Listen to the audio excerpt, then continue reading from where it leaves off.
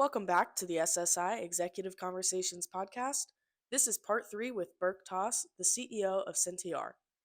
On this episode, Darwin and Berk finished their discussion, focusing on executive strategies in workload, delegation, and company growth and development. When you look at why companies fail and succeed, and we talked about earlier in the podcast about the percentages of companies that fail across all industries, and there's 5 to 7 main reasons across decades and decades of data of why companies succeed and why they fail.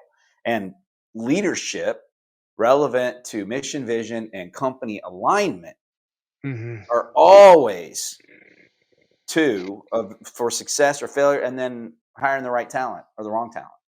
Those three are The always every single time. So you Yeah. can't pass the buck on leadership. You have to determine what that's why mission and vision, just like design controls, your Mhm. design history file, your master validation file. You don't draw it, oh, hey, it's done, stick it in a drawer. Your mission, your vision can't be that way. Your culture can't be that way. You have to live it. Yeah. It has to be Yeah. just like the design history file really should be, in a sense, I call it a living document, right? It's not something you do Yeah. once and then And then you you're put in done. a drawer. That if you do that, then you get the opportunity to have an FDA warning letter, or in 3 years, just go ahead and mark I it li down, right? I like the opportunity, the way you put it, yeah. You get the opportunity to do that. Yeah, very good point. No, it's very true.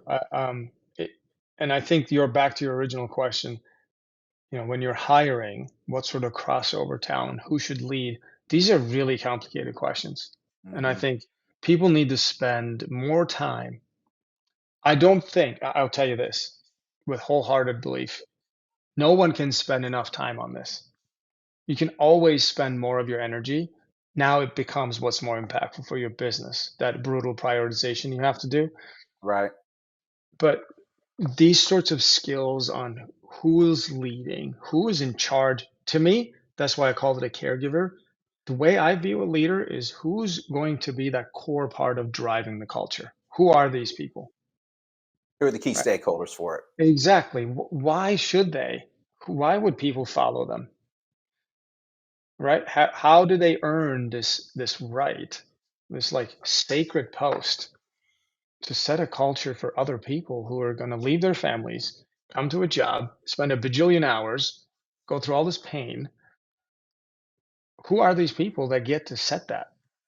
Right? I think that's super critical. And crossover skills, I think it needs to be very carefully assessed because we do leave out folks from these C-suite leaders, and it becomes a incestual, self-serving, always the same people in every company. And I think um, you need variety, If you Mm. want to solve problems that you haven't solved before, you You can't have an gonna echo have to, chamber. right? So, Yeah. so I think it's not just a nice to have; it's critical to have if you want to solve these problems. So it's a very long discussion we had about your question, and we We can we probably have this about we all your we questions. we we did, and the next question was around really the challenges of being a CEO, and we kind of, in a sense, we infused some of those answers would kind of be a part of this. But I moderated, had the opportunity to moderate Karen Posey's CEO masterclass Hmm. uh, this last month, and a lot of what she does is leading and guiding executives to be able to make decisions. And really, what are you responsible for? What areas should you be making decisions versus areas you maybe shouldn't be? You should delegate, right? And how that ties into company alignment. Hmm. Um, because being an executive is stressful, right? It can be lonely, it can be stressful. That's why it's really important, I think, in terms of the people you surround yourself, that you can trust them, that the personal why matches the company mission and what the goal is, that the CEO is setting the strategy. I mean, the CEO's got to be the person, from my perspective, that sets the Hmm. strategy with input, and certainly in certain areas, but that you can trust there. um, and then certainly it makes it less lonely. If you put yourself on an island, part of the reason if you're on an island is because you probably put yourself there, which is Yeah. not good. But how do you think about that in terms of what your key responsibilities are as an executive in terms of decision making. Yeah.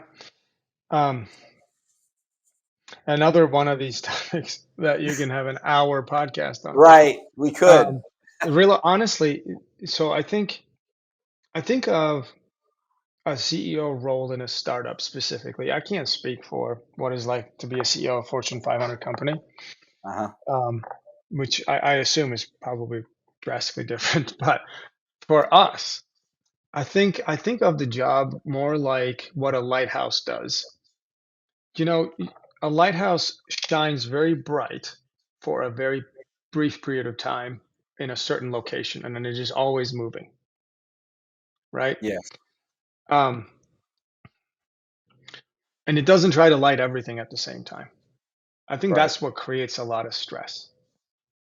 When you're the CEO, you have legal, you have fundraising, you have team building, I'm not even talking about business. These are just things Right. to have lights on, right? Right. And then bills have to get paid. And all of these at some point come in front of you. You can hire people to help you arrange them, and obviously you don't call necessarily utilities, but at some point you get involved. And then weird things happen, you get a flood or electricity gets cut out, your internet doesn't work. Like, again, nothing to do with business yet. Then you have Hmm. to run a business on top of that, which comes with 16 hours long of a list of stuff that you can talk about. Then you have to manage a board.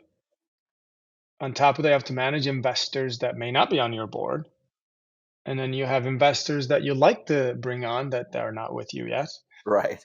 Yet another job, right? So when you think about all these, and if you're sitting there and trying to light them all, it is unbelievably stressful because it's not achievable. You can't do all of them at the same time. And that's No. where you talked about delegation. So the way I look at it is this certain moment in time of the company, light has to shine here. And I'm sorry, back there is dark. Whoever is behind person A on my team, it's you. I Hmm. can't even look at that right now. I'm Right. not even going to pretend that I read what you proposed and then support it or not support it. You just got to do it. And then can you do that if you don't have people you can trust? You have to have people that know the business as well as you do. Right. So you can't do this on an island because you know what will happen? All these ships you're trying to bring to shore, They'll start they won't crashing. see the light. They won't, right? They can't Right. see the light because it's not bright enough. You Right. can't shine bright enough. So it's so much more effective focus, and then the other part is you got to move, and that's really hard too because all of a sudden now you got to delegate that area you were brightly shining. Right. Right now it's going to be in the dark. Now you're not going to know everything, and then by the time you go all the way back, you're not going to know much about what's going on there. You Maybe got to get up. a few Yeah, you got months to get ago, updates. right? And now you're just going to have to live through your team, and you have to be okay with that. And I think there's a certain vulnerability that comes with that. So that's how I view I the think role of that is CEO. really smart, and I really like the lighthouse analogy. I don't know that I've ever heard it put that way or used it. I always, as you were talking, I always think about people talk about balance, right? Hmm. Oh, you got to balance in your life. Well, like the tire on the car, like what part of the tire is balanced, Mm. right? Like it has pressure on the bottom, whatever part of the tire as it's rolling, as it hits the ground, like that's where the most pressure is. Like Hmm. to me, what you And it just kind of changes. talked about the lifehouse. Yeah, you've got to have focus on what it is you're doing at the time that you're doing it, so you do the best Hmm. job Yes. at that time. But it's kind of the same thing to me in terms of what you kind of describe in balance. It's Well, it's so like process. not necessarily like on top of the best job you're doing, and it's impactful. It could Mm, be right or wrong, but it has an impact, right. right? So like I believe this. You can't Scroll up, Jack. be afraid to make an impact because then you get nothing done, right? So Right. that's why the shining bright is important. You gotta shine as bright as possible so far as ships can see it. Mm, that's impact, right? You got to make an impact on when you're focused on something, and then you got to move on. So, oftentimes in a CEO's life, that's like you're doing stuff and then you hire folks that are going to be able to continue supporting that and then you move on. Now Um, that's awesome. So we talked a lot as we kind of finish up here. We've actually already touched on this in terms of company culture and emotional intelligence, really in a lot of different ways. Like you said, that some of these questions we could just have a whole podcast just on yeah, them. every single one. But we do a lot of education based marketing again on why companies succeed and fail because I just think it's so vital. And if we can share that knowledge and insight more consistently with the ecosystem, then and help companies, whether they're a direct partner of ours or not, then that's Hmm. better for the ecosystem. That's better for everybody, Sure. right? Agreed. Versus Agreed. companies not being successful. So when Right. you look at mission, again, mission, vision, Can talent. I add one thing to that too? Yeah, I, absolutely. th- I think the other reason it's vital is people work at these companies, Mm. Hmm. right? With Like, many with families. yes. So think about the force multiplier impact of that. The, Yes. do you make your company, yes, you maybe go get the funding or hit the approval or, get acquired, all these amazing things. But along the way, every day somebody shows up, they're happier, Uh they're huh. more fulfilled. So I More think that's an productive. If important, they're more fulfilled right? and they're happier, they're going to be more productive. Right. And then they're going to go home and be happier with their family. Like, Yes. isn't that also a very important aspect of why we should try at least to share the things we feel like works Yes. and share the things we feel like it doesn't work? It may not resonate with everyone, but I It, view it like it, if it affected somebody in a positive way, wow, the well, impact that reaches beyond. absolutely. I think that's absolutely the case. And, there's a lot of things you can do to make money. And Yes, some of them, maybe, you and I won't go into any specifics, but you and I wouldn't be able to go make money doing certain things, right? Like sure. in Yeah, terms of what your values clearly. are and what you're okay with, Yeah. what you're not. But, Nobody's going to um, hire me to be a race car driver. Like, I couldn't make money doing that. right. And then, certain things you wouldn't feel good about. You're excited about the product and what you're doing and how it's going to benefit patient populations. Mhm. As a clinician, I like to work and partner with companies relevant to talent or critical needs positions because the product's really going to do something exciting, relevant to consistently benefit patients and how it benefits their families. Because it's never just a patient that's Yeah. impacted. There's almost always a family that goes into that. Or does it improve patient access because they don't have the ability to get that therapy or that treatment or that Yeah. surgery? Or is it creating efficiencies in the marketplace for the healthcare system or the ecosystem? So then we can take that money elsewhere to benefit, our families.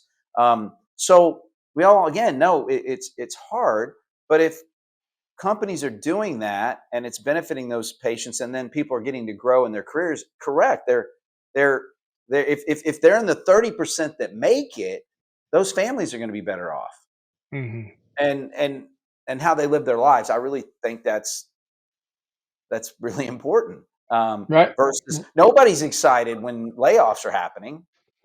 Right. Right.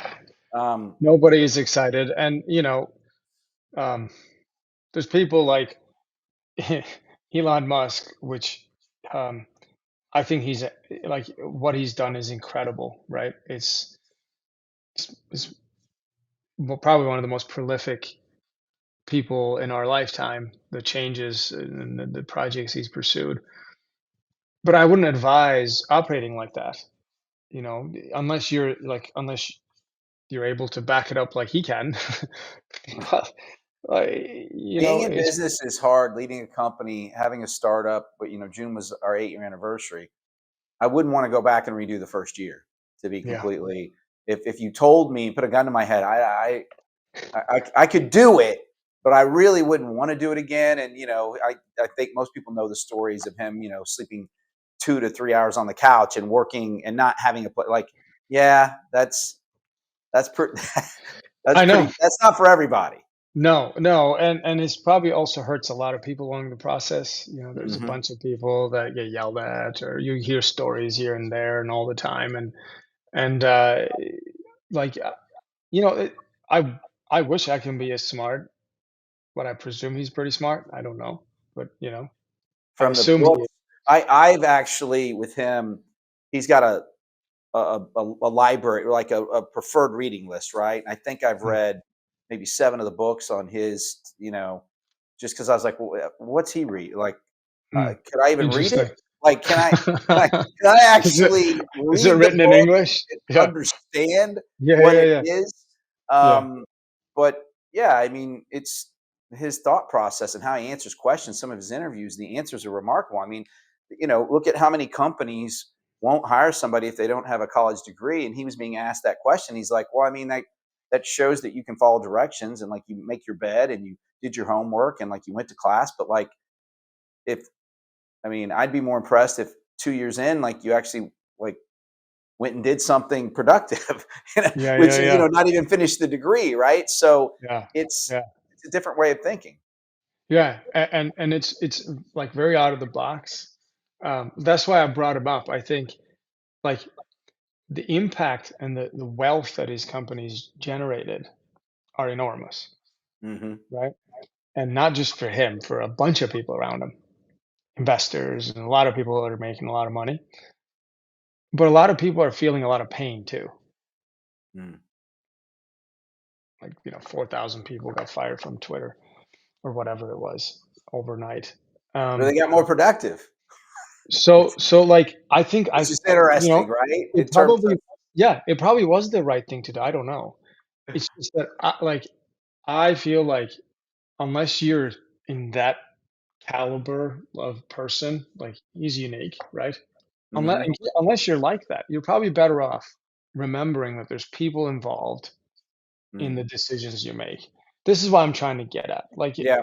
singular truth shouldn't be how much wealth do I generate, and success shouldn't be about that No, because I it's agree.